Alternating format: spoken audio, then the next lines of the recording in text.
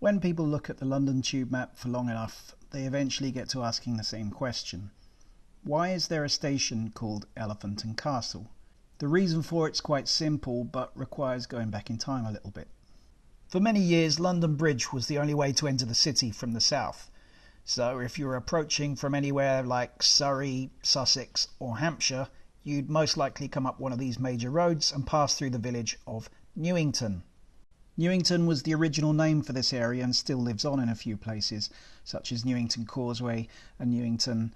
Not butts in that sense, it probably just means odd pieces of land, like butting out. This junction, where the two major roads meet, would be the perfect spot for an inn, where people entering or leaving London could stop and stay the night, eat something, water or change their horses. And that's exactly what happened here. Sometime around 1765 an inn was built called Elephant and Castle, roughly at this spot here where there's still an elephant sign today. So the simple answer to why this area is called Elephant and Castle is because there was a famous inn here called Elephant and Castle. But why was it called Elephant and Castle? In 1393 it became law for every pub and inn to have a sign outside. Because a lot of the population were illiterate, the signs would just have very clear symbols so that people could see them and recognise them.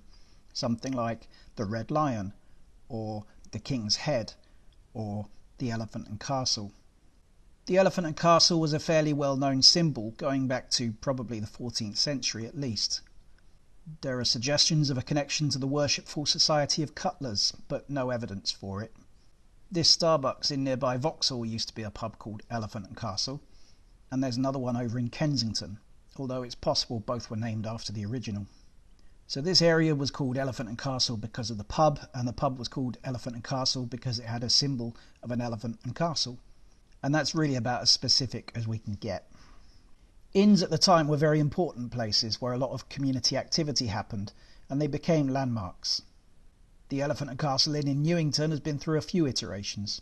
Probably the most notable was this palatial tavern built 1898, which had this Elephant and Castle statue on top. The railway arrived in 1863, followed by the Northern Line in 1890 and the Bakerloo Line in 1906. All the stations were named after this local landmark, the Elephant and Castle, and so the name stuck. With the train, tube and arrival of the tram, first horse-drawn and then electric, this area became a very popular destination. They called it the Piccadilly of the South. There were theatres and cinemas and big shops like the famous Tarn & Co. But like so much of this part of South London, the Elephant and Castle got heavily damaged during the Blitz. Many of the famous buildings were damaged or ruined, and this area was cleared and rebuilt in the 1950s and 1960s. At the centre were two huge roundabouts, and this memorial to local boy Michael Faraday, father of the electric motor. Lots of the new buildings were in the Brutalist style, such as the former Alexander Fleming House, now Metro City Heights, which was designed by Erno Goldfinger.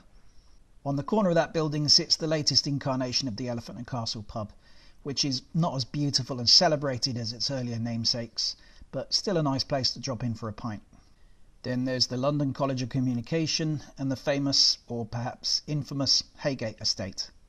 And most famously of all, the shopping centre, seen here in its very last days. Those latter three have all been knocked down or marked for demolition as the area is going through yet another change. The Haygate Estate has been replaced by very expensive housing with this new park at the heart. Developers wanted to call it Tribeca Square, until the people of South London said, "Knock it on the head, mate, this isn't New York, this is the Elephant." So after a local campaign, it got named Elephant Park. The elephant that stood on top of the Victorian Tavern was taken down when the pub was demolished in 1959 and moved to a new location on top of the shopping centre, and since the shopping centre got knocked down, it's been moved again to the top of Castle Square.